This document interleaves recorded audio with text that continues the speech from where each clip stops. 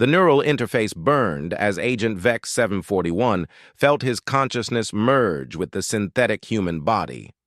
3 years of preparation, genetic modification, and psychological conditioning had led to this moment. His insertion into Earth's population. As the hegemony's most crucial intelligence asset, his mission parameters scrolled across his enhanced vision. Infiltrate, observe, catalog human military capabilities, and identify key weaknesses before the invasion fleet arrived in 18 months. The hegemony had conquered 47 worlds using this exact methodology. Humans would be number 48.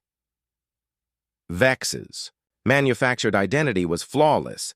Dr. Marcus Reed, xenobiology researcher, recently hired by the Global Defense Initiative. His fabricated credentials were impeccable, his human appearance indistinguishable from the genuine article.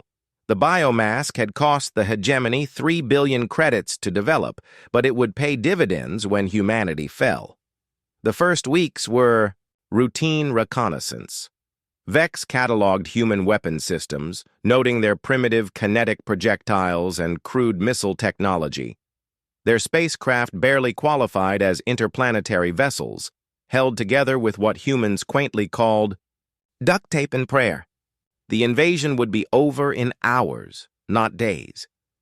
But something unexpected began happening during his 3rd month of observation. The humans weren't just test subjects in a laboratory. They were individuals with names, stories, dreams. Dr. Emily Crawford, his laboratory partner, worked 16-hour days developing vaccines for diseases that didn't even exist yet, driven by an irrational hope of preventing future suffering. Colonel James Harrison spoke of his daughter's upcoming graduation with tears in his eyes. Though hegemony analysis indicated emotional attachment, was a tactical weakness. Vex found himself studying human behavior patterns that fell outside his mission parameters. Their willingness to sacrifice personal advancement for abstract concepts like doing the right thing defied logical analysis. When Dr. Crawford stayed awake for 72 hours straight to synthesize a cure for a rare childhood disease affecting only 12 people globally, Vex experienced what his neural processors classified as an anomaly, something the humans called admiration. The breakthrough came during his 5th month when Earth's deep space monitoring stations detected the hegemony's advanced scout ships.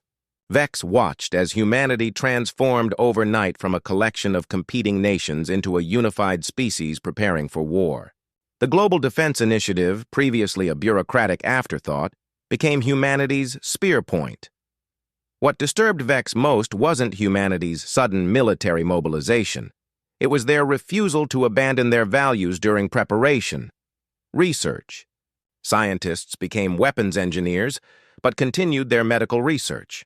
Military leaders planned devastating counterattacks while establishing protocols to minimize civilian casualties. Artists created propaganda, but refused to dehumanize the enemy they'd never seen. The moment that shattered Vex's conditioning came when Dr. Crawford discovered anomalous genetic markers in his blood work. Instead of exposing him as the alien, spy he was, she approached him privately, her eyes filled with concern rather than suspicion. "Marcus, I don't know what you are or where you're from," she said quietly. "But you're not human. The question is, what are you going to do about it?" Vex's neural implants screamed warnings as his programmed responses failed. For the first time in his existence, he faced a choice that wasn't predetermined by hegemony doctrine. The spy who came to catalog humanity's weaknesses had discovered something the hegemony never anticipated. Their greatest strength wasn't there technology or their numbers. It was their capacity to see worth in others, even their enemies. Vex stared at Dr. Crawford across the laboratory's sterile white expanse, his synthetic heart pounding with very real terror. Every protocol demanded he eliminate the witness and extract immediately. Instead, he found himself doing something unprecedented in hegemony history. He told the truth.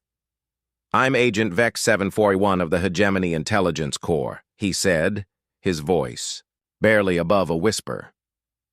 "I was sent here to catalog your species' military capabilities before our invasion fleet arrives in 13 months. Dr. Crawford's face cycled through shock, fear, and finally, impossibly, curiosity. "How many ships?" 12,000 battlecruisers, each one capable of sterilizing a continent.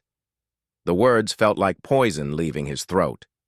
"Your entire global defense grid wouldn't slow them for more than 6 hours. She nodded slowly, her scientific mind already processing the implications. "Then we need to get creative." What followed were the most dangerous 72 hours of Vex's existence. Dr. Crawford arranged a meeting with Colonel Harrison and General Patricia Walsh, Director of Global Defense Operations. Vex expected immediate execution, or worse, capture, and interrogation. Instead, he found himself in an underground bunker, surrounded by humanity's top military minds, all listening intently as he detailed the hegemony's invasion plans. "Their standard protocol is orbital bombardment followed by ground occupation," Vex explained, holographic displays showing hegemony fleet formations. "They've used this strategy successfully on 47 worlds. Your conventional weapons can't penetrate their shield matrices." General Walsh leaned forward. "What about unconventional weapons?" Vex hesitated. Sharing tactical weaknesses violated every core directive burned into his neural pathways. But when he looked around the room, he didn't see the primitive savages, described in hegemony intelligence reports. He saw Dr. Crawford, who'd risked everything to give him a choice. Colonel Harrison, whose tactical brilliance reminded Vex of hegemony fleet commanders. General Walsh, whose strategic thinking had already identified angles of attack his own people had missed. "Hegemony shields are calibrated for energy weapons and kinetic projectiles," he said slowly. "They're vulnerable to electromagnetic pulse weapons and gravity-based attacks. Their ship's quantum cores can be destabilized if you can generate sufficient gravitational distortion." The room erupted in conversation as human minds began adapting alien intelligence to their own purposes.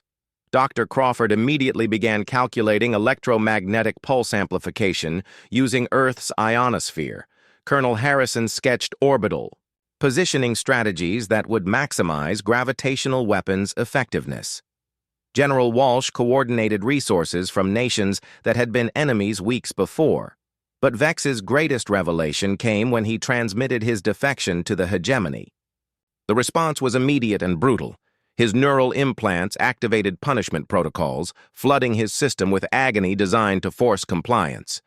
As he writhed on the bunker floor expecting death, he felt human hands steadying him. "We've got you," Dr. Crawford whispered, injecting neural suppressants she'd synthesized after studying his physiology. "You're not alone anymore." The hegemony's response was swift and predictable.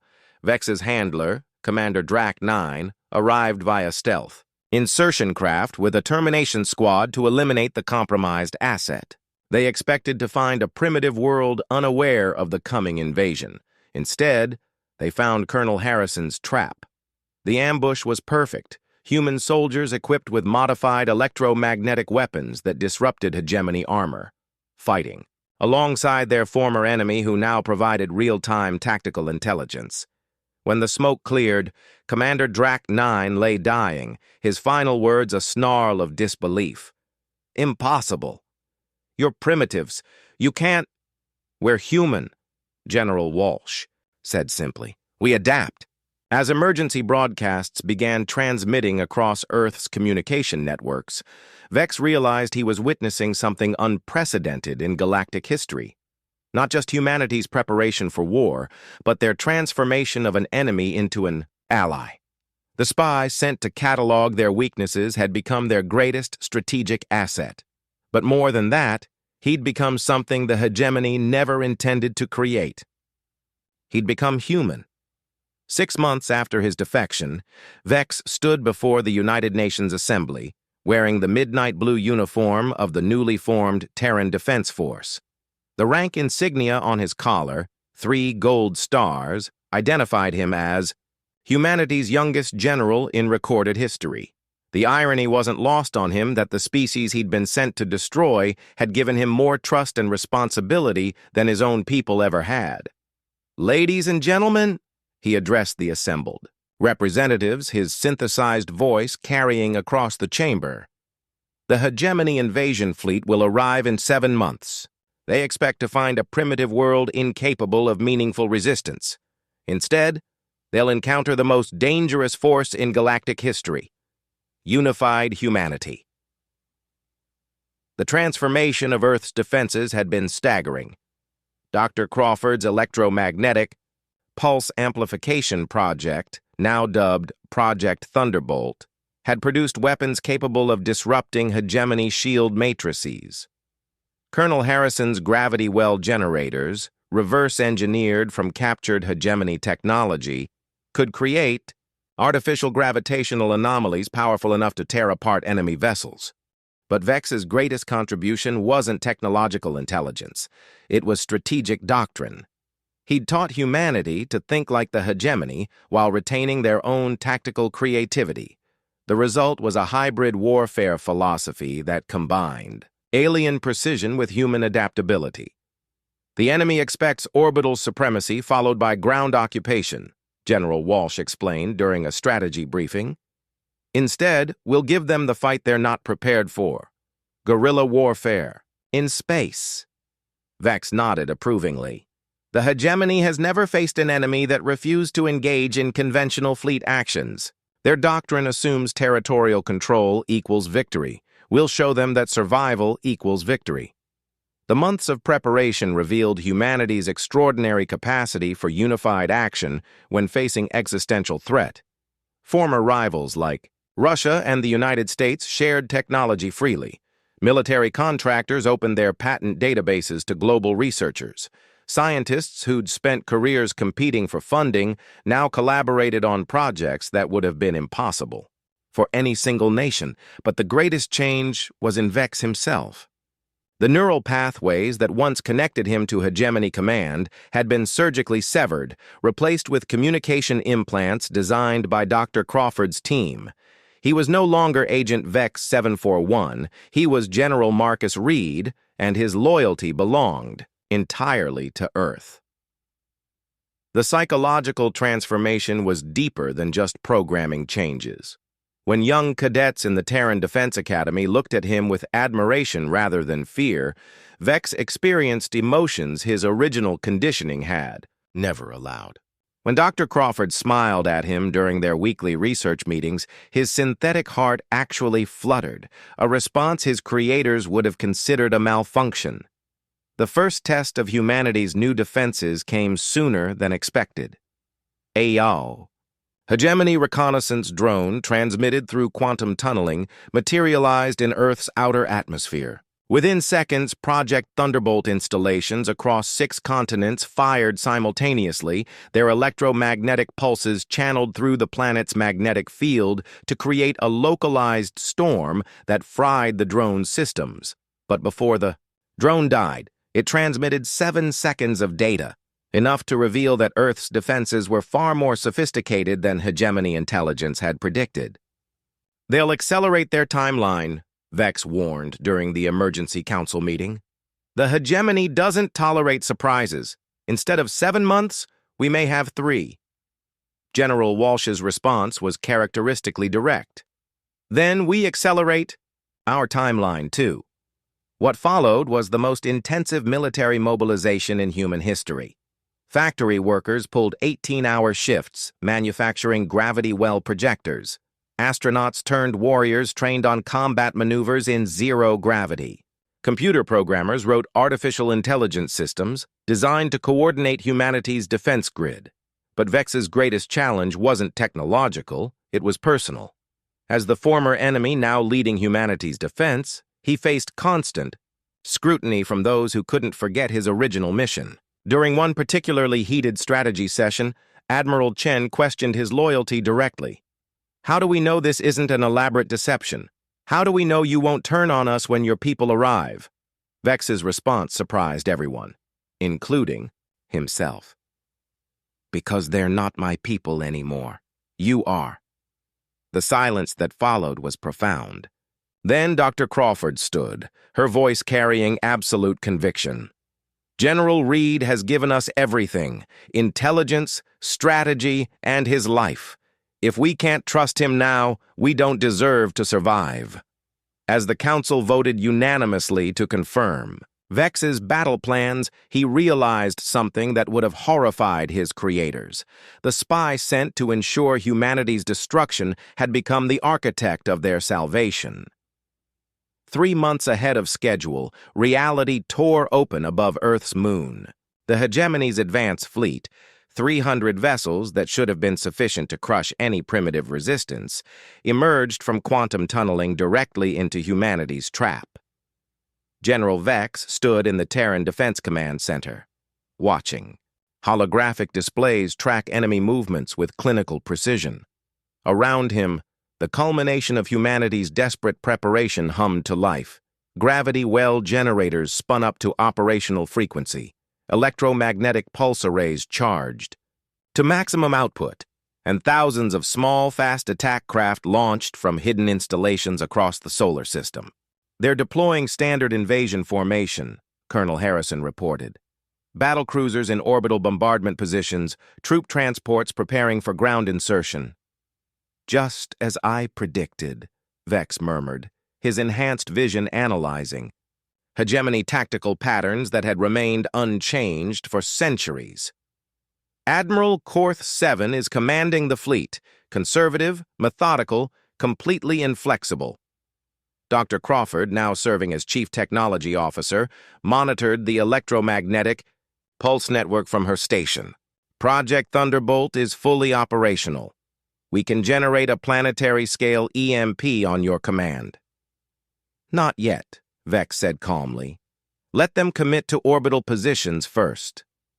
The hegemony fleet arranged itself in the classic siege formation.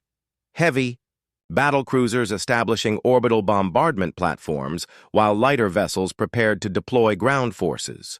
It was the same pattern they'd used to conquer 47 worlds, refined through centuries of successful campaigns.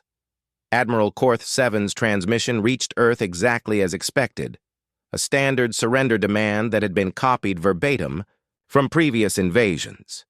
Vex himself had heard it broadcast to 3 different worlds during his training. "Primitive inhabitants of the 3rd planet," the translation came through clearly, "you will submit to hegemony authority. Resistance is futile.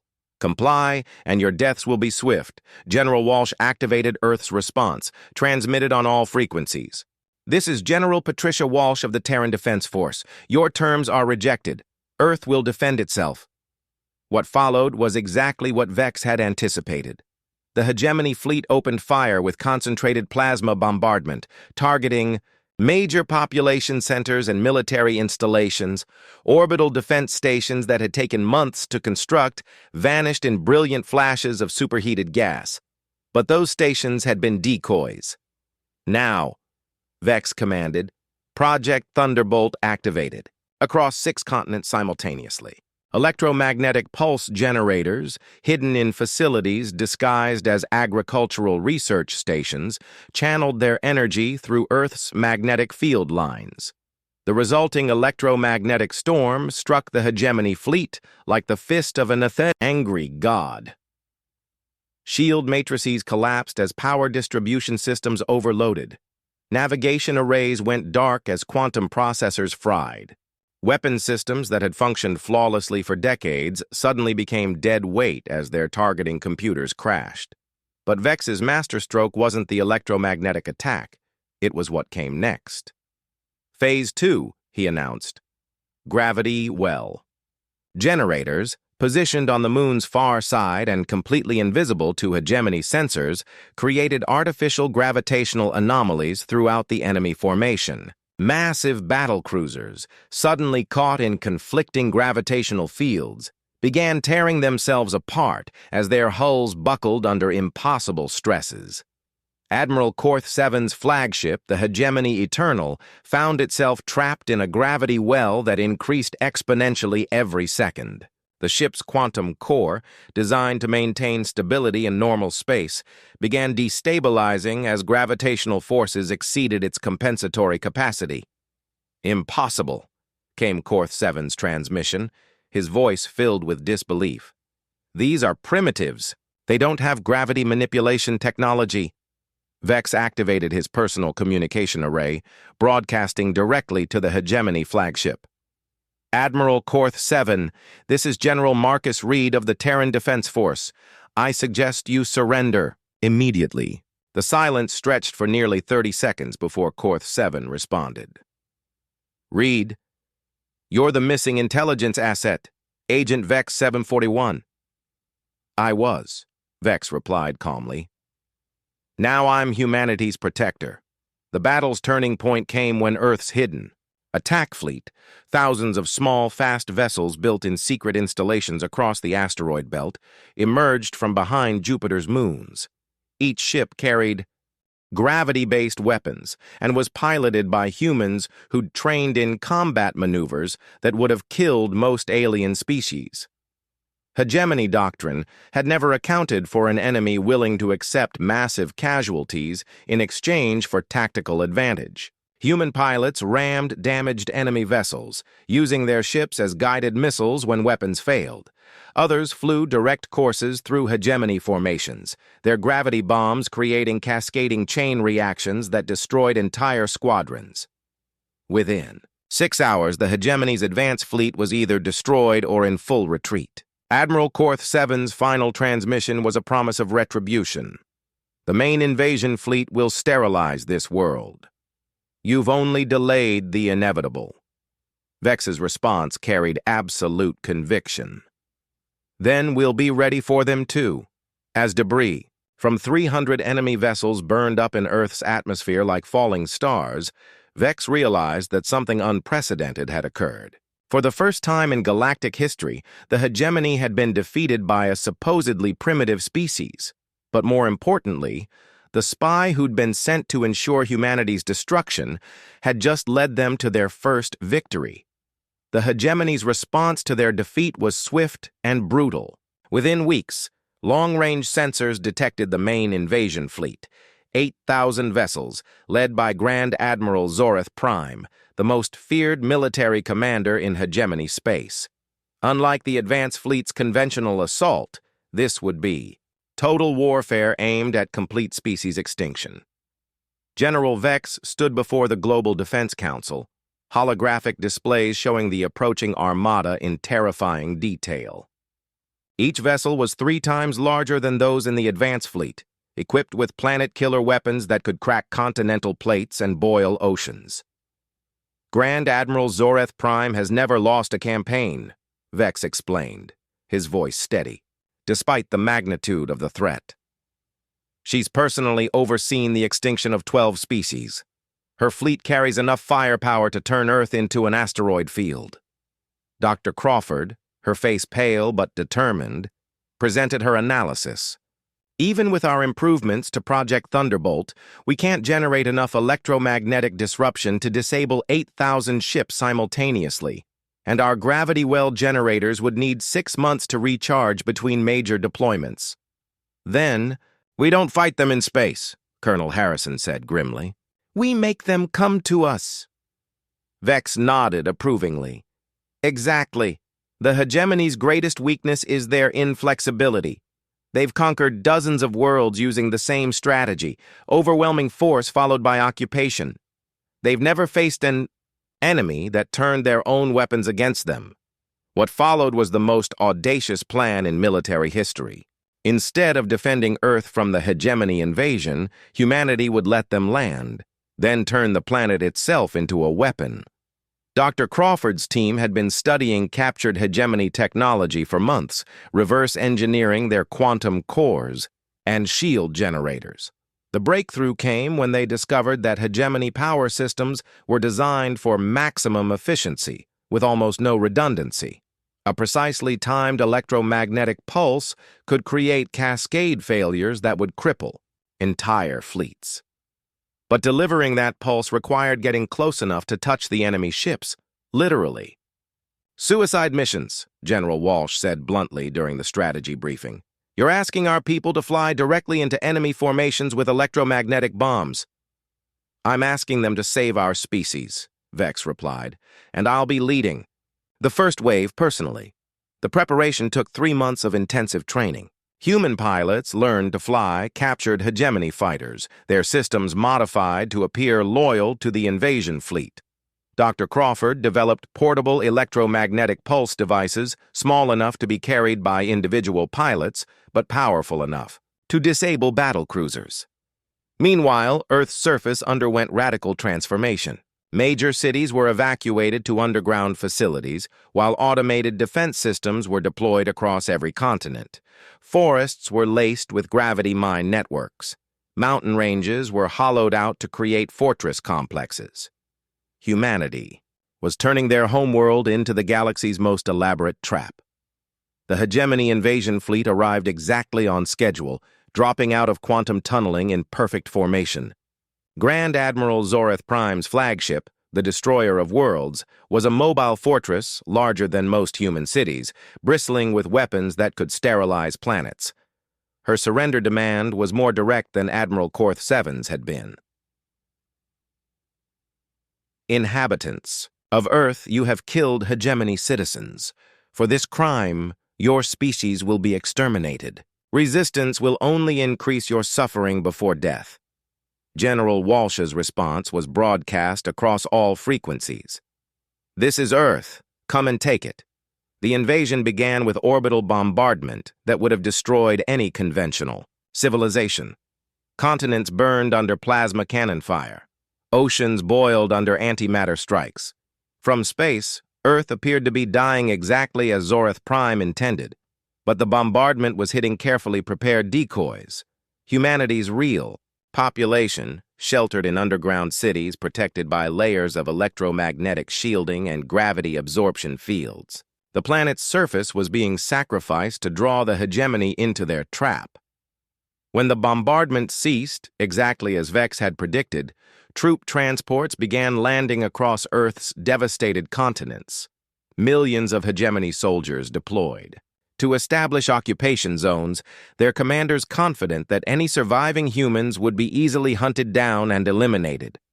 Instead, they found themselves fighting an enemy that refused to follow conventional warfare rules. Human resistance fighters emerged from underground tunnels, striking supply convoys before vanishing back into their hidden bases. Automated defense systems, buried beneath layers of debris, activated when hegemony forces moved over them. Gravity mines turned entire valleys into death traps. But Vex's masterstroke was still to come. As Grand Admiral Zoreth Prime moved her command fleet into low orbit to coordinate the ground campaign, thousands of captured hegemony fighters, piloted by humans and loaded with electromagnetic pulse bombs, launched from hidden bases across the moon. The infiltration was perfect. Human pilots, speaking hegemony battle language that Vex had taught them, requested permission to dock with capital.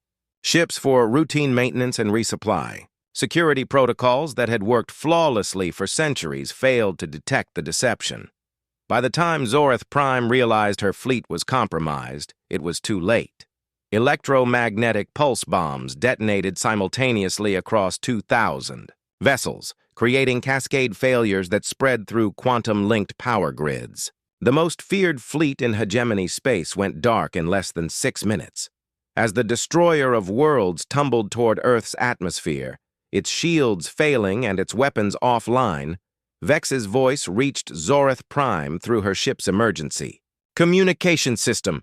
Grand Admiral, this is General Marcus Reed. Your invasion has failed. I suggest you surrender immediately. Her response was filled with fury and disbelief. You were one of us. How could you betray your own species? Vex's answer carried absolute conviction. I didn't betray my species. I found it. Grand Admiral Zoreth Prime's flagship crashed into the Pacific Ocean with the force of a small asteroid, sending tsunamis racing toward coastlines that had been evacuated months in advance. As rescue vessels pulled hegemony survivors from the wreckage, General Vex stood on the deck of the Terran flagship Defiance, watching his former people surrender to the species they'd come to destroy. The victory was complete, but costly. Earth's surface bore scars that would take decades to heal. Entire mountain ranges had been vaporized, forests reduced to radioactive ash, cities that had stood for centuries erased from existence. But humanity had survived, and more importantly, they'd proven that the hegemony wasn't invincible. "Casualty reports are coming in," Dr. Crawford announced, her voice heavy with exhaustion. "Military losses are within acceptable parameters, but civilian casualties—" She paused, struggling with the numbers. 200 million people died in the bombardment before they reached the shelters. Vex felt each death as a personal failure. These were the people he'd sworn to protect, the species that had shown him what loyalty truly meant. "We'll rebuild," he said quietly, "and we'll make sure this never happens again." Grand Admiral Zorith Prime, recovered from her crashed flagship and stripped of rank, stood before the Terran Defense Council as a prisoner of war.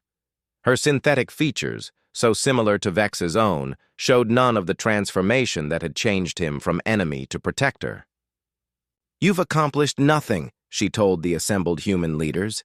"The hegemony will send more fleets, larger ones. They'll glass this world from orbit rather than risk another ground invasion." General Walsh leaned forward. "Then we'll have to make sure there are no more fleets to send." What she meant became clear as Dr. Crawford presented her latest discovery. Analysis of captured hegemony technology had revealed something extraordinary. Every ship, every weapon, every piece of advanced technology was controlled by quantum-linked command codes transmitted from a single source. "The Hegemony Central Command Station," Vex explained, activating holographic displays that showed a massive space fortress orbiting the Hegemony homeworld. "It's the nerve center for their entire military. Every fleet, every occupied world, every weapon system receives its orders from Central Command." Colonel Harrison grasped the implications immediately. "If we could disable Central Command, the entire Hegemony military would go dark," Vex finished. "Occupied worlds would be free to rebel. Fleet commanders would lose contact with their orders. The Empire would collapse within months. But destroying Central Command would require the impossible. A strike force capable of traveling thousands of light years, penetrating the most heavily defended installation in galactic space, and disabling quantum communication systems protected by layers of redundant security. It's suicide," Admiral Chen said bluntly. "Even if we could get close enough, Central Command has defensive systems that could stop a full invasion fleet." "Not if they don't see us coming," Vex replied, his enhanced mind already calculating possibilities. "Central Command sensors are calibrated to detect conventional threat signatures, energy weapons, kinetic projectiles, large vessel formations. They're not designed to identify captured hegemony technology operated by humans." The plan that emerged was audacious beyond imagination.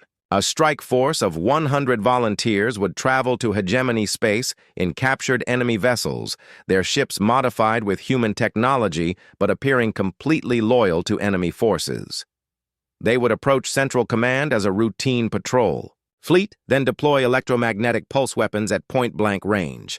The volunteers would never return home. Even if the mission succeeded, they'd be stranded thousands of light years from Earth with no way to navigate hegemony space safely. They would give their lives to ensure humanity's freedom. "I'll lead the strike force personally," Vex announced. During the final mission briefing, Dr. Crawford's objection was immediate and emotional. "Marcus, you can't. We need you here. Earth needs you." Vex turned to face the woman who'd given him the choice to become human. "Emily, I was created to serve the hegemony's interests, but I chose to serve humanity instead. This mission isn't just about destroying Central Command. It's about proving that choice matters more than programming." The night before departure, Vex walked through New Geneva's rebuilt streets, observing the city that had risen from the ashes of war. Children played in parks where craters had been just months before. Scientists worked in laboratories powered by captured hegemony technology. Artists painted murals depicting Earth's victory over impossible odds. Dr. Crawford found him standing before a memorial wall listing the names of everyone who died defending Earth. 200 million names etched in black stone, each one representing a life cut short by the war he'd helped bring to their world. "You saved us," she said quietly, standing beside him in the memorial's shadow. "I brought them here in the first place," Vex replied, his synthetic voice heavy with guilt. "No," she said firmly, "the hegemony brought them here. You gave us the chance to fight back." As dawn broke over Earth's healing landscape, General Marcus Reed, formerly Agent Vex 741 of the Hegemony Intelligence Corps, prepared to lead humanity's most desperate mission. The spy who'd been sent to catalog their weaknesses was about to become their ultimate weapon. But first, he had one final message to record for the species that had taught him the meaning of sacrifice. The quantum tunnel collapsed behind the strike force as they emerged in hegemony space, 100 captured vessels appearing to be a routine patrol fleet returning from the outer sectors. General Vex, commanding from the bridge of the lead destroyer, watched sensor displays track the massive fortress that controlled an empire spanning half the galaxy. Central Command Station was even larger than intelligence reports had suggested. A artificial moon bristling with defensive arrays, quantum communication towers, and enough firepower to incinerate fleets. Its shields alone were powered by the energy output of 3 stars, channeled through gravitational collectors that had taken centuries to construct. "Patrol Fleet Designation Korth 77 requesting approach clearance," Vex transmitted, using authentication codes torn from Grand Admiral Zorith Prime's personal database. His synthetic voice perfectly mimicked hegemony communication protocols. He'd been programmed to know from birth. The response came within seconds. "Clearance granted, Korth 77. Report to Docking Bay 94 for routine inspection and debriefing." Behind him on the bridge, Commander Lisa Park, one of Earth's finest pilots, monitored the electromagnetic pulse charges hidden throughout their ship. Each vessel in the strike force carried enough modified human technology to disable entire sections of Central Command, but only if they could get close enough to deploy without detection. "Remember," Vex addressed his strike force through encrypted communications, "we're a patrol fleet returning from conquered territory. Act board routine completely unremarkable. The moment they detect human technology, this mission ends." The approach to Central Command took 6 hours, their ships moving through layers of automated defenses that could have vaporized Earth's entire fleet. Sensor arrays that could detect quantum fluctuations at the molecular level scanned each vessel thoroughly, finding nothing but standard hegemony technology and properly authenticated crew. What the sensors couldn't detect were the human modifications. Hidden within quantum-shielded compartments, electromagnetic pulse generators based on Dr. Crawford's designs, gravity well projectors reverse-engineered from captured technology, and quantum communication jammers that would sever Central Command's connection to every hegemony fleet simultaneously. Docking with Central Command was like entering the heart of galactic tyranny. The station's corridors stretched for kilometers, filled with thousands of technicians managing communications with occupied worlds across the galaxy. Massive holographic displays showed the status of hegemony fleets, conquered territories, and species marked for extinction. Vex walked through those corridors wearing the face of humanity's greatest enemy, carrying authorization codes that granted him access to the most secure areas of the installation.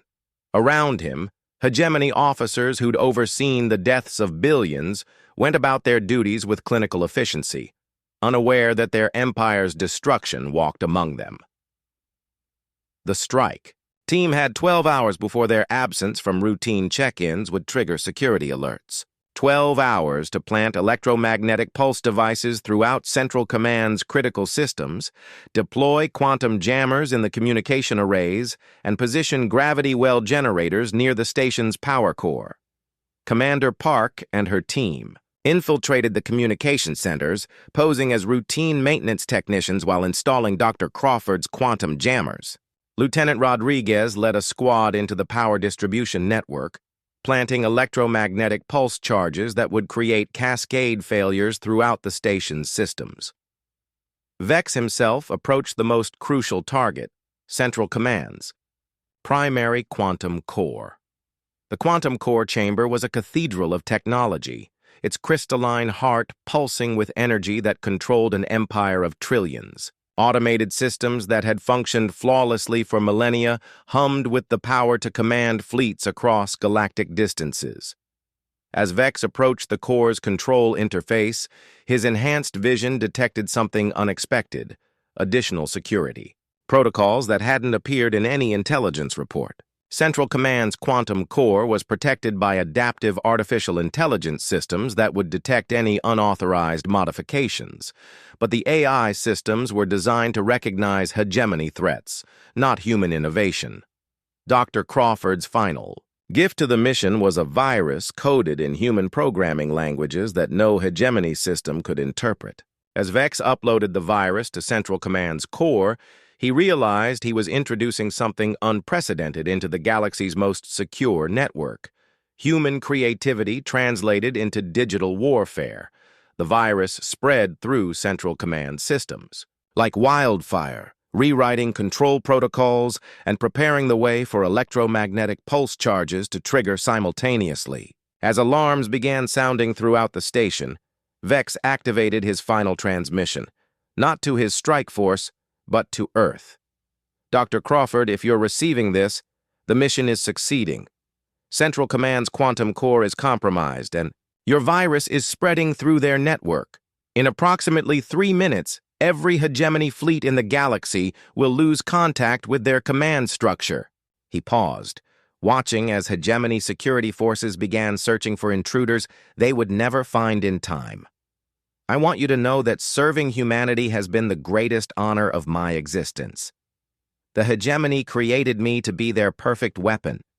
But you taught me to be something better: a protector of the innocent, a defender of freedom, a human being in every way that matters. The electromagnetic pulse charges detonated simultaneously across Central Command, creating a cascade failure that tore through quantum-linked systems like chain lightning. Communication arrays went dark as gravity well generators collapsed the station's power core. The nerve center of galactic tyranny died in less than 60 seconds, taking with it the central authority that had enslaved entire species. Across the galaxy, hegemony fleets suddenly found themselves without orders, their quantum communication systems dead, their command structure collapsed. On occupied worlds from the galactic core to the outer rim, rebellion sparked as enslaved. Species realized their oppressors could no longer coordinate responses, but for General Marcus Reed and his strike force, there would be no return home. As Central Command's death throes tore the station apart, Vex's final transmission reached Earth carrying news of humanity's ultimate victory and the sacrifice that had made it possible. The spy who had been sent to destroy humanity had instead liberated the galaxy. The enemy who had become their protector had given his life to ensure their freedom would spread to every corner of space. And in laboratories and command centers across Earth, Dr. Emily Crawford and the scientists who had trusted an alien with their world's survival began planning humanity's next chapter, not as the conquered victims the hegemony had intended, but as the liberators of an entire galaxy. The age of human expansion was about to begin.